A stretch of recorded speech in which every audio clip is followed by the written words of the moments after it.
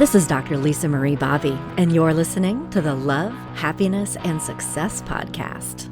Learning how to know you, knowing how to be myself in your city, on TV, at the same time. Jenny O, you guys, with the song Case Study, which just so perfectly captures the angst of trying to get to know other people and get to know yourself at the same time and figure this whole thing out with cultivating a new relationship, and maybe one that's a little bit disappointing, to be completely honest, because as we all know so well, if you've been single for any time at all, dating can be frustrating, and you can meet people, start to get to know them, think that it's going to go pretty well, and then run into new information that makes you change your mind. Online dating, in-person dating, any form of modern dating can be really challenging and frustrating. I know this because here at my practice, Growing Self, in addition to relationship counseling and individual therapy and life coaching, we do an awful lot of dating coaching. And the reason for that is because people do need help in kind of figuring all of this out, particularly modern dating. It's not as easy as it used to be. There are many barriers for many people that can get in the way of finding the love that they're looking for. And so on this show today, this episode of the Love, Happiness, and Success podcast, we're going there. We're talking about it. And for this effort, I have enlisted the support of a dating expert. Not just any dating coach, mind you, but someone who has, I think, unique insight into the modern dating landscape. Yes, we're going to be talking to Brian Howie, the host and the provocateur of the Great Love Debate. Brian has been talking with hundreds, thousands of people all over the US, all over the world about their experiences in dating. And from that, he has some very interesting perspective on what makes this more successful for people and what are some of the barriers that many people are doing without even knowing it that are getting in the way of their being successful in modern dating. So excited to have you on the program today with us, Brian. Thanks for having me. Yeah, this is so exciting. So first of all, why don't you take a couple of minutes and tell my listeners about the Great Love Debate, in case there's like one person somewhere in the world who's been living in a cave that hasn't heard about the Great Love Debate. Well, the Great Love Debate is a traveling town hall style theater show where we raise some questions and find some answers in a funny, feisty, interactive forum between usually a couple hundred men and women to figure out why either everybody is single or everybody is single again, or some people who are in relationships probably should be single.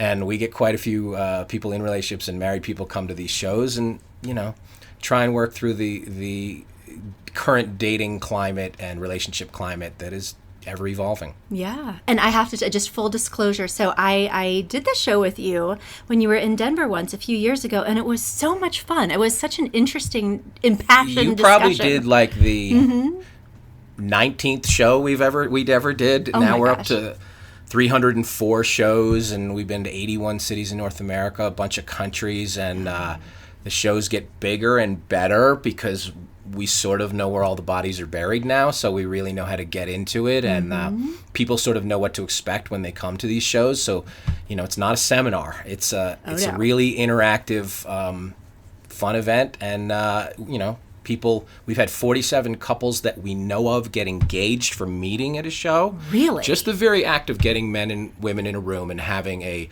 open, honest, enthusiastic dialogue goes so far in breaking down the walls. Totally. And sharing experiences, and everybody's got a little bit of pain. Hopefully a lot of people have some hope, and so lots of good has come out of these shows. Yeah. Well, and you have like a nice after party after the shows too, where people can mix and mingle. And people are like, I like what you said, I agree with you, I disagree with you. It's a natural sort of it's the way sort of church used to be, where afterwards people would sort of gather and talk and maybe share experiences or say hello to each other. We've lost the ability to say hello to each other face to face. And so this sort of forces people to congregate and communicate. And so it goes a long way. So. Wow. And so, because just have to say, online dating, of course, is like such a thing, or with the apps and everything, but there's still no replacement for being able to meet somebody free range. And I talk to so many people in our practice who really long for that. And you give people an opportunity to do that. Right, because it is so unnatural now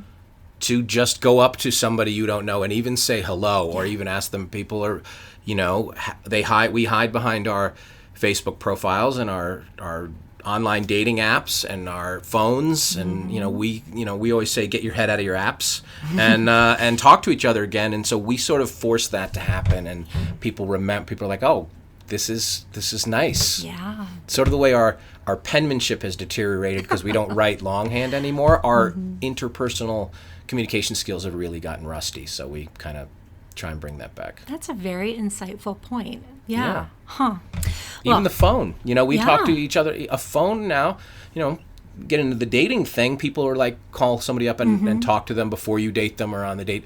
We're not very good at phone anymore because we do it less, so you come off as nervous or awkward. So that's not even necessarily like a foolproof method of screening anybody out.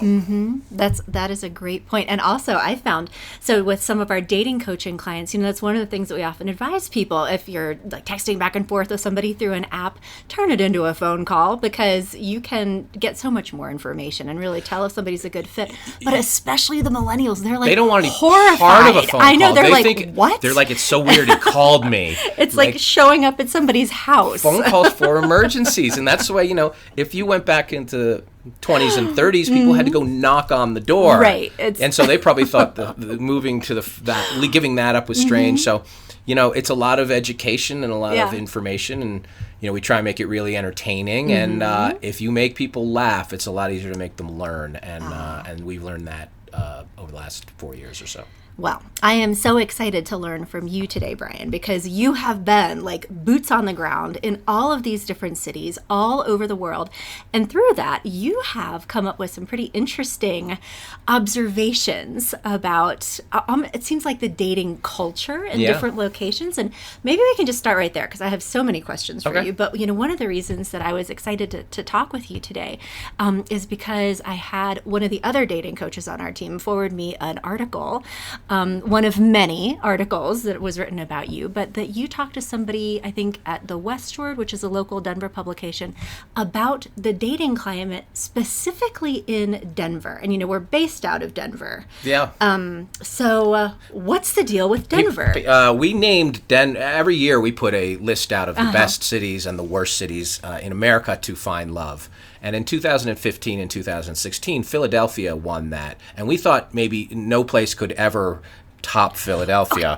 Pausing. Okay. What was so bad about Philadelphia? Well, Philadelphia, the women there are like, the guys here are such jerks, and the guys are like, they don't even know that's a problem. So it's just such frustration there. San Francisco is sort of the opposite of Philadelphia, where the men are like, the women here just think they're too good for us, and the women are like, we're absolutely too good for you. And there's this constant dynamic. But we did so many shows in Denver last year because Denver on the surface seems like it has all of the ingredients. It has good-looking men and women. It has plenty to do. It's a vibrant city. It's people move here from all over the world every single day, and we named Denver the worst city in America in which to date. It has got the most passive men that we have encountered anywhere. And it has a group of women that sort of allows that passivity to take place. And so the men in Denver, if you go to any social situation in Denver, Colorado, it looks a lot like a fourth grade dance where the women are gathered in the middle and the guys are all around the outside, sipping their craft beer and not engaging with each other. You go to Chicago, men and women are hanging out together from 5 p.m. till 5 a.m. They're playing sports together, they're watching games together. You do not see that in Denver indoors. You might see that outdoors on the ski slopes. And so the men here are, and we notice this when we do our live shows, no matter how many men we have in our audience, they're very reluctant to participate. They're sort of in this sort of chill bro vibe, and it's really frustrating to the women, to the point where the women have to be the aggressors in Denver, which really screws up a lot of things, but we can get into that later. And so the 3 cities that have the most passive men are Portland, Seattle, and Denver, which I'll call the beard cities. I'll need to shave and take off it. The difference is, though, the Denver women are sort of drawn into that, and it brings the culture a certain way, whereas the Seattle women are like, we just won't tolerate Not it. having it. Right, they're not having it. Okay. Doesn't make it any better for them, because the guys in Seattle are still terrified and socially awkward, and they're not going to do it, but at least the women are taking control of that situation, saying, we're not going to lower the bar because the guys have, and in Denver, it's a huge problem. And so when we put this out in Denver, we're like, are people in Denver going to be mad? People in Denver were so happy, because then they could blame the city. They're like, it's not me. It's not me. It's the city. And I'm like, it is you. You're part of it. And so we did a show here like 2 weeks after that article came out, and there's a huge crowd of people who I thought would want to, either change that or counter that, and people were really happy with the excuse. Oh, and the so men were interesting. like, yeah, that's... I'm like, guys, doesn't it bother you to be sort of labeled as passive men? And they're like, cool, bro. So, what Is it do the you pot? make? Is it the That's just what I weather? was thinking. I'm Is it thinking, the- okay, Seattle, Portland, Denver, I think all states in which Yeah, it's... is that what it is? Are they high and like all anxious, or? I think that the outdoors nature of those places, they're all very, despite the weather in all 3 places, people really like, it has taken the social situation out of the one-on-one into sort of this group activity thing, where so there's a level of separation separation of engagement that isn't forced to take place. So if I'm like, let's go snowboarding on Saturday, we're sort of each sharing an activity, but we're not really sharing time together. We're not really getting to know each other. It's a Yeah. group hangout culture. A group in those hangout those culture. 3 cities, yeah, and that's Okay. what they share in common. Because we tried to figure out, like, what do these cities have in common, and that's sort of it. It's not, would you like to go to dinner with me? That just is not happening in Denver, Colorado. We asked, we had, I don't know, 175 women at the last show, and I go, when's the last time somebody got taken on a date that did not involve some sort of, outdoor activity? And like a handful did, and they're like, the guys aren't asking us out anywhere. Interesting. So that was Denver, and we're back here again, and we're trying to make Denver. We have this campaign for 2018 to try and make Denver go from worst to first, and nobody's along with us. I live in Los Angeles. I'm like, it's not my problem. But that is somebody else's problem. But okay, so then if you had, so I'm sure, in addition to just Denver, there are other guys potentially listening to this who maybe are on the more passive side of the spectrum. What would your advice be to them to have more success in dating? Because these are the same guys who come in and talk to us and they're like, they want love. That the juice is worth the squeeze, guys. Like you have to roll the dice. Like, if she rejects you, that's probably about her. Or it's just her in that moment. Like, a lot of men who come to our shows or who listen to our podcast, whatever, they're like, if I go up and try and say hello to somebody and they reject me, everybody's going to notice. And I'm like, nobody is going to notice. Care. And so people are still stuck in that high school rejection that they never quite got over, and a lot of men never processed that rejection, and it manifests itself as either fear or anger in a lot of ways, where the men, the women are afraid of being hurt, the men are afraid of being rejected. And now in 2018, the men are afraid of being rejected and called a pervert or something. Like, that's a whole different thing too. But the men have to realize that you're gonna have to, if you're online dating, you're going to have to ask a lot of questions and try and reach out to a lot of different women, and it is maybe 100 or 200, but so what? Like, who cares? And the more you get confident that there is an answer there and there is somebody for you there, the less you will take every single situation so seriously. That's what I tell people all the time. Like, it's a numbers game. You have to knock on a lot of doors, Yeah. and you're going to get rejected, and that's part of the experience. Yeah. So you're saying to guys, like, embrace it. Yeah, don't be afraid of it. Like, Yeah. it's not about you. Nobody cares. If she rejected you in the first 30 seconds, that's a lot better than if she rejected you, 10 years, 2 kids, and a mortgage later. Heck yeah. Like, what did you lose? You didn't lose anything. Yeah. And get comfortable talking to the opposite sex again. I always tell men, just go up to women at Bed Bath & Beyond and say, does this match? Can I buy this? You will get a lot of people want to help you. So adorable. Can I barbecue this at Whole Foods? Like, whatever. Just start getting used to communicating with women with men and men with women again, because we just don't do that face-to-face anymore. Yeah. We had somebody who came to our show in Chicago, and she shared an Uber pool with a guy. You know what Uber pool is? She couldn't wait to get out of the car to find him online to say hello. Literally, instead of turning her head right and saying hello face to face, she needed the safety of the app and find him on Tinder to approach, because it seems so unnatural to her to just speak to a stranger face to face. And that's where we are now. We are really shielding ourselves with the technology. Wow.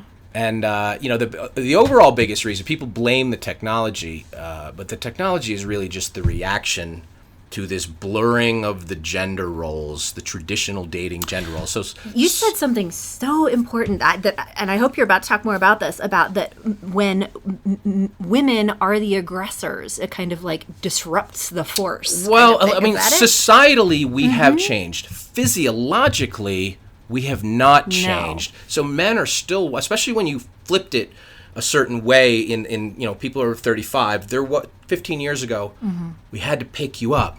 We had to take you out. We had to pay for you. We had to do all these kind of things. And now, because the women need us less, so for 100 years, to use a basketball analogy, we were basically shooting at a 10-foot basket. Because the women need us, quote unquote, less now, we're shooting at a 12-foot basket to get into your world.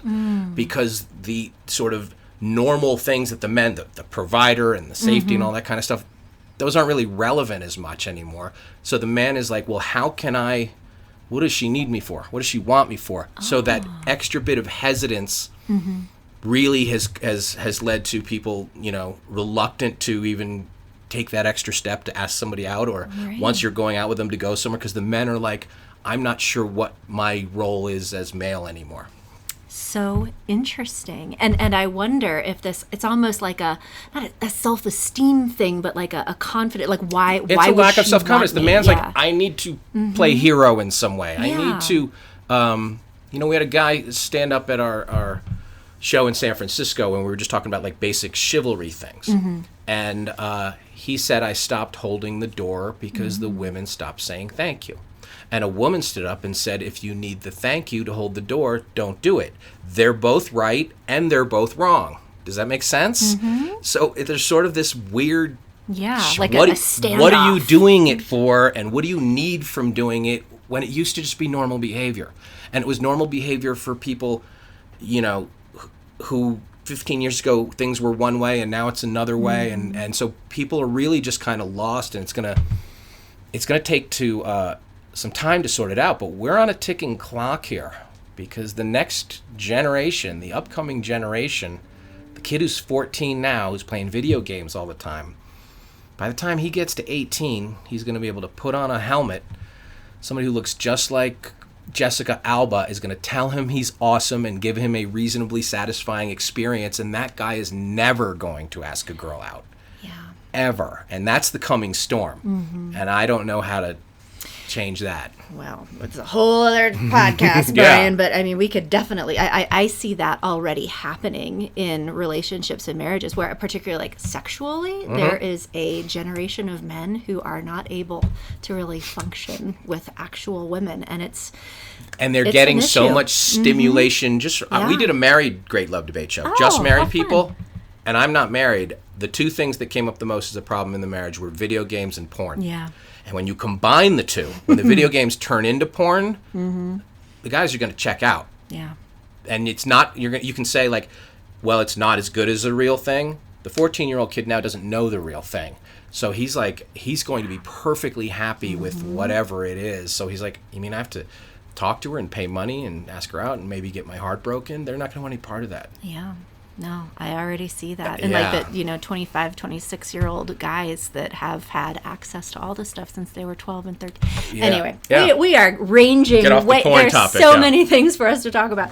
But so what are you seeing then, this dynamic? So you're seeing men who are maybe a little bit more self-conscious and lower self-esteem, and women sort of like, hello, and maybe kind of having to be the aggressors. What does I mean, that in a change? nutshell, the women want the men to try harder and the men want the women to make it easier. That is the standoff. Okay. Okay? So everybody sort of needs to take a half step towards each other. I put the burden a little bit, not the burden of any action, but the burden of communication a little bit more on the women, because I believe the women, in a good way, have changed more over the last 20 years. Yeah. The men have gotten a little softer, but the women have gotten a lot harder. Okay? And if you try and look at it from his perspective, he's afraid, he's hurt, he's different. Because you want these vulnerable men. You want these sensitive men. You want you asked for them. The women asked for the guys. And I think there's a larger pool of men in America now who are more curious and doing the work and asking the questions and trying to be good than has ever existed in this country. And it's not being recognized as much. You know? That is such a refreshing and insightful point. And we see that all the time. I mean, men get such a bad rap, but when you get them in the coaching or counseling room and they open up, they are just as emotionally alive as anybody else. And they have these really strong needs for connection and emotional support. Yeah, and that wasn't companionship. happening in, It's you so hear the stories true. about what jerks are now or whatever. I No. don't think you knew what it was like in 1974 or 1965 or any of Yeah. these times when the guys. Now, I go to therapy. I wouldn't. My dad thinks that's crazy because his generation didn't do that, and I didn't do that for a long time because I thought that was weakness, asking questions and showing that. So, I think the women have to recognize that there is a pool of men out there who do want to be the right man and give you everything that you want to give, but you have to sort of communicate what your needs are, what your wants are, what your dreams are in a sort of positively reinforcing fashion. Yes, we need the smack on the nose, but we do need the pat on the nose sometimes. And I think that, for all of us, especially the men, I always say it's never that you haven't met the right person, it's that you haven't been the right person. And I think we're all trying to be the right person, but the right person is different we're snowflakes in every situation. So it's about communicating early on, here's what my dreams are and here's what my hopes are, and see if we can sort of roll with that together. Yeah. No, that's great advice for everyone. And now it's so interesting, too, to hear you say this, because you're saying men are getting sweeter and nicer and trying harder. Not all, but some, not yeah. all. Well, but now, and I mean, even just in the last few months, I mean, we've seen this necessary and important new conversation that's come up around the Me Too movement that has kind of shined this light on really some troubling dynamics between men and women. And certainly this is such a small subset of men who've been engaging in these behaviors, but it's such a big, it's so much on everybody's mind, I think. And how do you see this shift, this new conversation starting to change the dynamic? Well, a good percentage of the men are already just dropping out because Really? they do not want to. The conversation is so. I worried when it first happened, and a lot of people gave me a hard time for this, that I was concerned that when you throw everything into one big pot, you dilute the ingredients. So you're basically turning cancer into chicken pox, where it's like it happens to everybody gets it, whatever, versus there was no delineation of the behavior. So it confused the men on one level. They're like, I can't compliment somebody anymore, or I make a move on a date anymore, and it got a real strange environment. So what I've noticed is the men are a little afraid to say anything. A big chunk of the women don't want this conversation to continue because they're scaring off the men, and a lot of the women are like, at all costs we need to have this conversation, damn the consequences, it's that important. Everybody's sort of right in that in their own way, but it's three simultaneous conversations going on at the same time, and it is a challenge when it trickles down to the dating world, because you're getting into, if I try and kiss my date, am I sexually assaulting her in some way? Because the women openly admit that the difference between creepy and a compliment is who's giving it. They openly admit that. The guy has no idea if he's the creep or the one you're like, he doesn't know. So what would you like? So I asked this question now at all the shows since this came up. And I asked the women, okay, what would you like us to do? And they don't have an answer to that. And I don't have an answer to that, but I've asked, we've had 20,000 live people come to these shows over the last 4 months who could answer this. And because there's no real answer to that, I sort of just said, okay, just don't say anything within the walls of your workplace. Let's start there. Let's just take the work. That's a good rule to live That is by. a good rule. Yeah. Like, go to Applebee's after work and say it there, but just in the walls of your work. Let's start there. But after that, men are sending, even with online dating, men are sending 36 times more unresponded to messages to women than the other way around. So no matter what they're saying is not getting any reaction.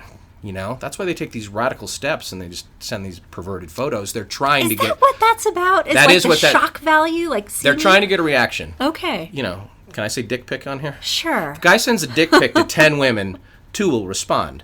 If he sends a poem to 10 women, 2 will respond.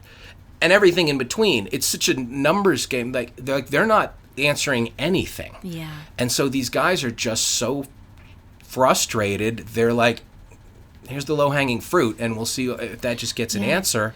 And I don't, the women, it's not their obligation to respond to every single person because they get hundreds of messages, and a lot of them aren't that original and everything. But so I asked this, I go, give us something that you would respond to more often than not.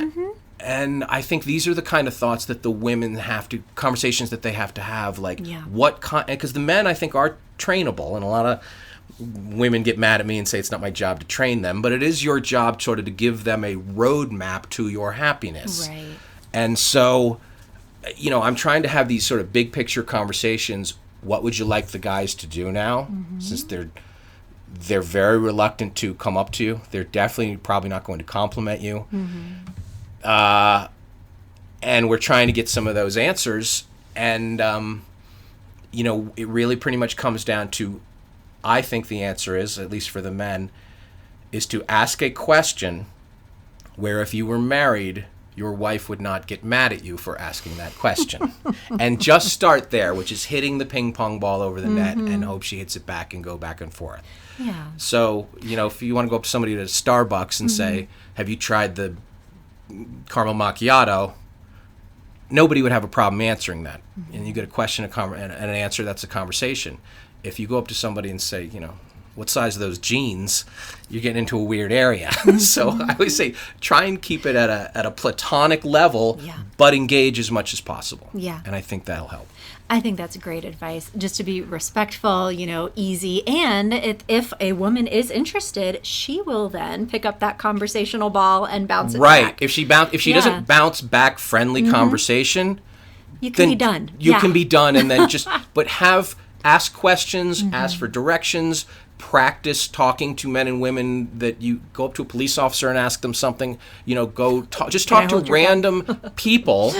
Men and women start doing things together so we're not so afraid of each other in sort of a non-sexual environment. And then we'll get more comfortable around each other again. I think we need to do that. That's such great advice. And also in here, I think I'm hearing that your advice for a woman would be to kind of give guys a chance, because we see that in our practice sometimes, and not all women, but some women can be extremely particular and have so many ideas about how it should be that it really prevents them, I think, from having relationships with real And all he men. knows is what the last girl liked, and he probably found that out too late. You guys are all different. And so sometimes the women are like, I went on a date with this guy, and he just babbled on about himself the whole time. When men are nervous, they talk more. And so he was probably a little nervous. So come up with ways to stop the conversation in the direction you don't want to go to, engage him playfully, get the you just sort of have to understand, which I didn't know either, because I never really had that much trouble dating. So what I've learned in the Great Love Debate is I had no idea how nervous or hurt or afraid so many men are, where if they can just fight through that initial discomfort, they can relax and things can flow from there. And I underestimated that, which was a mistake by me. But a lot of guys are just I'm so scared to make a mistake. They either say something stupid, or they shut down, or they seem nervous, and it doesn't come off as a confident man that all the women say they want. But Well, and I mean, on the other side of that, what we also know from research into psychology is that people, particularly men who are very charismatic and confident and always know what to say, that's correlated with traits like antisocial personality disorder and narcissistic personality disorder. absolutely, And we have there's a so lot of many women, insecure, like, right? falling for that. Yeah, kind of those charming superficial- alpha right. guys. I would say Yeah. that there's a certain low percentage of men who are confident to the level you want them to be, and 90% of those guys are secret douchebags, okay? There's another much larger pool of men who can be confident if they're in an environment where their confidence can flourish. Right. And a lot of that I always say, is when it's fun and playful and casual and not so I need to evaluate if he's the right guy for me in the moment, you know? But again, great advice from, like, says creating emotional safety and sort of Yeah. like being tolerant and kind of gracious with guys, and sort of understanding how guys especially can show their nervousness by, as you said, saying something dumb, or give them a few times of hanging out, even to really kind of get under the surface and get to know them. Yeah, I agree with that. I ask women all the time, I go, have you ever had a guy say, would you like to go out sometime, and then he didn't follow up? Yeah. And the women are like, yeah. Or he said, can I have your phone number? And he didn't call. And they're all like, yeah. Asking for your phone number is a yes or no question. That's simple. Would you like to go out sometime is yes or no question. That's simple. Now he's like, I don't know anything about her, and I have to come up with some activity of what she might like to do. I mean, I live in Los Angeles. Even asking a girl out to dinner in Los Angeles is fraught with peril. Oh, I mean, I you can go bet. 100 different ways. So if on the asking out, you said, would you like to go out sometime? And you're like, yeah, I like to shoot pool. Yeah, I don't eat shellfish. Yeah, like one extra piece of information, you increase his confidence by like 70%, because he has Okay. some idea. Yeah, I'm up for anything. Yeah, I look great in high heels. Okay, like some fun piece of thing, he will run with that. All he's just gets in his head and nervous, and a lot of women are probably listening like, too bad. Okay, you can say too bad, but you're leaving a lot of really good guys on the table who at the expense of not giving him one sentence of information. A lot of women, your choice is, do you want to be asking the men out? I don't think they do, but you got to increase the guys who are going to not only ask you out, but turn that first encounter, first experience into a fun time, so you can grow from there. Yeah. Well, this is so illuminating, and I think especially kind of getting some insight into especially the male mindset and how women can make it easier and more likely for men to feel comfortable in approaching them. So let's look at this from the other perspective for just a second, because we also see a lot of women who really maybe like a certain guy and would love to see it turn into something else, and have this experience that leaves them feeling really kind of shell-shocked and hurt, where their feelings are not returned. What's your insight into that when, women make it easy for guys, they're available, they're comfortable, and guys are like, nah. I think most of the time the guys do not pick up on whatever verbal or nonverbal signals you are giving them. Okay. I think a lot of that is that I ask women this many times. They say, I went out with this guy, I had a good time, I laughed, I touched his arm, I said thank you, and he never heard from him again. I said, did you say thank you, I'd love to do this again? And they're like, no, he could tell. He can't tell. Okay. It's literally that couple extra words, I would like to do this again. I like you. We compliment you. We tell you you're pretty. We tell you all these things. The man does not get back the, you find us desirable. That's why he's making the move, because he doesn't know. I think you look really great in that shirt. I think like extra communication that women think they're probably already doing, I think you have to take it to a little bit more obvious level without just saying, I really want to sleep with you. Like, you don't need to take it to that. But I think a big chunk of the situations that you're talking about, the guy really had no idea that she liked him. Yeah. And I'm one of those guys, that you hear years later, you couldn't, it wasn't obvious to you. And I'm like, I don't even know what you're talking about. You guys are speaking a level only dogs can hear on this stuff.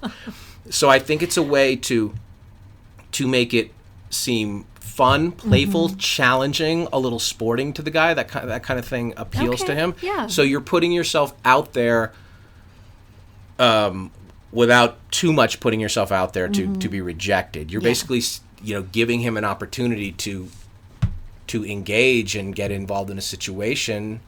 A lot of women are like, I like this guy at the office.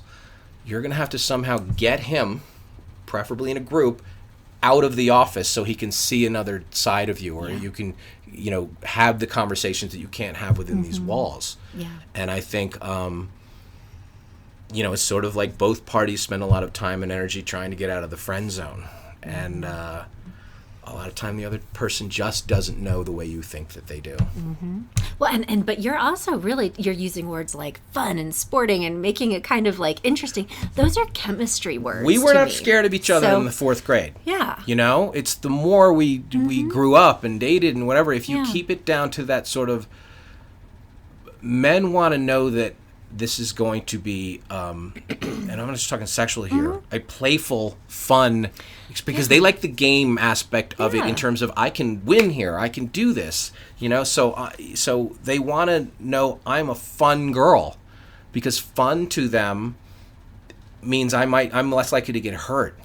The beautiful sort of reserved personality, that is a puzzle he feels like he can never solve. Yeah. And so he wants to know, like, I can have fun with her. And that can encompass all sorts of kind of things. That's the first sort of wall that two people have to bring down, is, can we enjoy each other's company? Can we laugh together? So I tell people, even on dates, 90% of first dates are either coffee or drinks or dinner, and those are all fine, but they're all essentially interview style dates. Totally. And to take it a Table step dates. further, they're essentially prison visitation interview style dates, where they're sitting there with like a metaphorical piece of glass between you. So I'm like, do activities like go play games, or take a cooking class, or do things that will let your personality come out. You're still going to get all the information you want out of them, but it'll seem less likely to be such an interrogation. And more chemistry, because that's what we always hear. Like, with both men and women, we'll be even going out for a little while with somebody who is a lovely person, they're attractive, blah, blah, blah, and they say, there was just no chemistry. And I think a lot of times it's because of that. It's because of the activity. Yeah. You want to limit your time and your expenses? Don't get coffee, get ice cream. Ice cream has personality. It's the same time, it's the same money, but you get to see people show personality with the sprinkles or whatever you're doing with your frozen yogurt, and people relax because it feels childlike. Yeah. So you have to think, like, how do I create this environment where both people's confidence can flourish, and that can create chemistry where it might have been shut down just because of the environment. Yeah. Great points. You have so much wonderful advice. Well, for we've singles. heard from 100,000 live people, so we did get, most of what I've learned and we've learned at the Great Love Debate has come from somebody in our audience. You hear people are like, 1,500 people in a Match.com survey. I'm like, that is not the same as us, somebody having to stand in front of 200 people and share something. Like, they're really going to a place of, you're getting this information from, all over the world we've gotten it, and so we sort of know. Yeah, well, it's the qualitative part. Because actually, we just were talking with Dr. Helen Fisher about their latest Singles in America batch of research. But it is like, really assessing huge groups of people and getting percentages of, the respondents. But what you're getting are the stories, and that's so invaluable. You're getting, and you're seeing the face as they tell the story. It's not blind. It's not a blind survey. It's Totally. A lot of people laugh at these things, but some people cry at these things, and it's honest, and people like it. Everybody's been hurt. And I think getting in a room, whether it's 10 people in a therapy or an AA meeting or wherever, but we get a couple hundred people in the room, and I ask, has everybody here been hurt? And everybody has. People feel they're not the only ones anymore, and they're not the only ones that are frustrated, not the only ones that are a little confused and lost in 2018 and moving forward. That goes so far in, driving the conversation forward to hopefully a result. Yeah. Well, and so, this is just been so helpful to get your boots on the ground perspective of what's going on with people in their minds and in their hearts. And so, and I did have a couple of other specific questions for you, because one of the things that I've found so fascinating with what you've been doing is, and we started talking about this, specific to kind of Denver and Seattle, but the different cultural kinds of things that you see in different places, and also what you kind of perceive from groups of people in different areas. So like, for example, you said that in Dallas, there are the most dateable women. And I want to know what you mean by that. Well, they are most overt with their personalities, or at least the illusion of their personalities. It's big hair, big laugh, big jewelry, big everything. And so men can at least think, I can deal with that because they're putting more out there on the table. Okay. And so that helps a lot. New York City, where I'm from originally, people are in their own space, their own world, their own thing, and it's a lot tougher to get a read on any individual person. But going back and not, this isn't about Dallas, but just sort of extrapolating. Well, like every culture and every society does have their feel. So you take bits and pieces. We were in Shanghai the last couple of years. You see men and women out together on dates all over Shanghai. They don't have Facebook. They don't have Tinder. They don't have porn. They are forced. You want to fall in love, you are going to have to deal face to face. It looks like something out of the 1950s there, where you see men and women out together all the time. You go to Bangkok, and you see a lot of men, a lot of American men, a lot of British men, a lot of expats over there who have been so hurt that they're like, I'm just going to give up on the idea of finding love, and I'm just going to find pleasure and live here and escape it all. There's a lot of people on the run over there. Yeah. So you can really read the faces of a community that way. I got off a plane in Dallas, and people are smiling at me, and people are like that. And the women in Dallas are like the guys here. I always say we should rotate a bunch of cities so we all match it up pretty well. But you can feel things from an environment. I bring up the Midwest, Milwaukee, Chicago, Minneapolis, Cleveland. Men and women socialize together much, much more. The South is a little different. They don't really socialize until somebody gets drunk enough at 11 o'clock to go over to that table of girls and say hello. New Yorkers tend to go out with and talk to who they went out with. There's not a lot of table hopping. It's five people around a table in deep conversation. Yeah. Los Angeles, where I live, people want to notice everybody around them more than they do the person that they're with. And so even bars, restaurants, social environments sound differently when you go out and do that. So you don't hear as much laughing in San Francisco as you hear in Boston.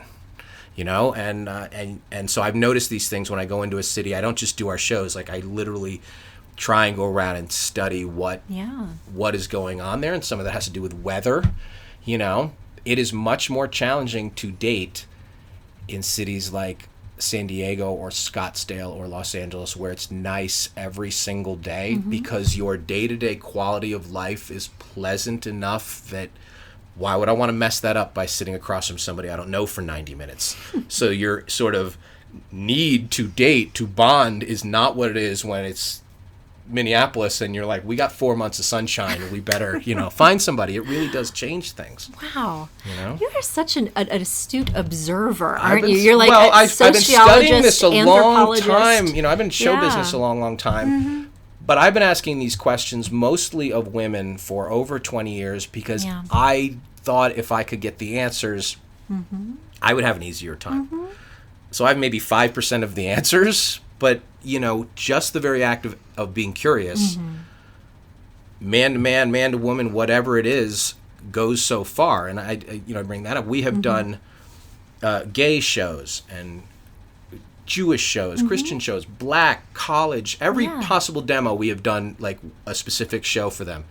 And if you printed out the transcripts to all of them, you wouldn't be able to tell right away which group it was. Really? Because it's still confidence and communication with every demo. Well, because I did want to ask you about that, because this can turn in very easily to a very like heterosexual kind of conversation, you know. And so, like, if it comes to same-sex partners, what are some of the trends that you see, or the advice that you would give to people? It's still, you know, confidence and communication, know what you're dealing with, and mostly understanding the other point of view. The biggest challenge at our LGBT shows, on the male side, the 23-year-old gay kid now, he was probably prom king. He was probably out since he was 12. The 55-year-old, half his friends are dead, and he had to be married for 20 years. And the not understanding between the two, there's resentment there. There's just not this, you know, communication between ages and between experiences that goes to help an overall cause understand it. On the women's side, the gay issues, some women have had lots of experience with men and some have not, and there's that. Yeah. Are they just experimenting with me? Or is this... So it's about being able to communicate where you've come from, where you're at, and what you hope to find in any situation that is going to lead to a couple of walls coming down so that enough, you know, confidence can flourish and you can go somewhere from that.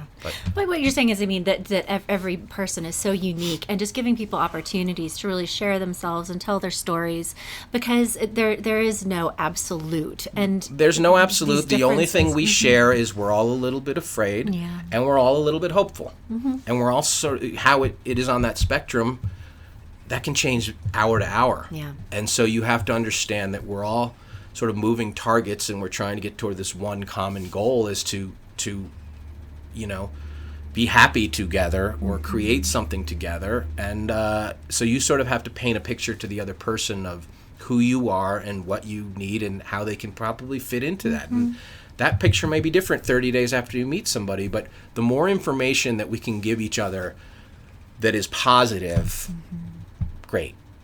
You know, if you're sitting there complaining about your past dates and your past relationships, I mean, we all have to accept that we probably had some past relationships, and you just got to get over them and then move forward. Don't bring any of that stuff into your new thing. Well, now on that note, you know, we have a lot of people. So one of our sort of subspecialties is helping people work through breakups, you know, and there is a lot of debate on that topic of, is it okay to be dating if you're still on the mend? Like, is that a strategy to help you move on more quickly? It or depends on your definition of on the mend. My definition of when somebody is ready to date again in a healthy fashion is when they've gone one 24-hour period without thinking about that person in any way that brings emotion. Angry or happy. When you get to that day, and you will get to that day, that's when you're home free. Just one day. Now, how you get to that day quicker, I think that's about doing things with other people of the opposite sex, or if you're same sex, around other people socially, will move that forward faster. If you're just sitting in your house and waiting for the pain to go away, that's not going to help. Yeah. That's having great conversations advice. and good or whatever, but when you get, it's about trying to get to that day, and you're like, oh my God, I didn't think about that person. That means a big chunk of the pain is gone, and you can probably move forward. You know, you could just bump into a stranger and that pain goes away that day. Fine, that happens too, but I think you have to take steps to shorten the timeline. Getting yourself out there, developing new connections, change filling your life back routine. Up. Yeah. A lot of what you're missing in the person is routine of it. We used to do this together. I remember that together. So even if it's so little as go to a different Starbucks, then you'll feel like you took a mental vacation from the life that was before. You know, you really just have to take the things that you did together and take the things that you did individually away and just change it. You don't have to change jobs. You don't have to move. You don't have to do anything. But change what your life looked like, and that'll shorten the process too. That's really good advice. Yeah. And so, and you're saying to have some, you know, psychological distance from your ex before you get back into the dating pool, because why? What do you see happen when people maybe rush into it too soon? Well, I don't want to be out with somebody who's either missing the last person or is still mad at the last person. You know, a lot of times with online dating especially, you kind of get, if you're on, I don't know, Match.com, I think it's like married, separated, widowed, divorce. Well, divorce could mean you were married for 6 weeks 20 years ago and you never heard from the person again, or it can mean you're in court every Tuesday. Yeah. I kind of want to know that, you know? I want to know if you killed your last boyfriend. Like, I want to, you know, that is relevant information. So you have to be in a place where you're not with somebody who you might be interested in thinking about somebody else. And trying to find somebody new to help you forget about that, yeah, there's ways to do that, but it's not always fair to the new person. Because if he's not, the reason why he might not or she might not get such a fair opportunity is because 20% of your brain is still thinking about that other person. That's why I always like, you're not going to forget about them forever, but if you can they're just out of your brain for one day, that one day will turn into 2 and 3 and 4 and you can move forward. So. Such good advice. Well, thank you. Well, this has been so instructive. I just love your perspective, and you have so much wisdom that you've really been accumulating from so many different people in so many different places. And I appreciate you sharing it today. And I think my big takeaway is going to be for, well, and again, we don't want to get so over focused on heterosexual relationships, but in general, men or, you know, people who are interested, to take chances, take risks, put yourself out there, be brave, be active, and also for women to be receptive and to make it feel safer and more comfortable, and to be tolerant and understanding of people's anxiety. Yeah, understanding of each other. Understanding of the each men other. understand the women. You know, I used to make my famous line I have was that the women look for red flags and the men look for green lights. But a lot of men are looking for red flags too now, and we all are. So we have to be cognizant of them and aware of them, and always be aware of them. But we have to really take an extra beat to try and look for the green lights in every person. You know? Well, now I was just about to end this, but now you brought up something so interesting. I can't possibly let you get away without following up with this. What do you see as being some of the biggest red lights that will stop people, either men or women, in their tracks? And I ask this for listeners to kind of educate themselves around, like, what not to do. What do you see as being some of the, like, deal breakers? I think anything that expresses anger towards anything in either party, whether it's being short with a waiter or being really angry at their job, it's not even necessarily about you. It really can kill a lot of good that person needs to figure out a way to deal with it and work through it really early on. A lot of times they're tired, they're stressed or whatever, and we kind of give people a pass on certain things, men or women, when I think that is something early on. You have to figure out, well, what triggered that, or where did that come from? Is it just they had a bad day, or are they in a bad situation that is going to get into our situation and trying to that? So that is something that people should look for. And but other than that, the best thing you can do on any of these things is just ask the extra question. I do that a lot, and it's always been a sort of I don't know if it's a gift, but it's sort of a habit that I've had. I would say, well, what does that mean? Or why did that happen? And a lot of people just are not used to being asked it, so they haven't even thought about it themselves. You know, we have a lot of quote-unquote like dating coaches who either come on my podcast or have done our live show, and they will have some sort of philosophy, which I may or may not agree with, but if I ask, like, well, what does that mean? They haven't thought it through to the next level, and they're not quite sure. And we all are like that in whatever we think or believe or whatever. Like, I feel this way about this. This is my...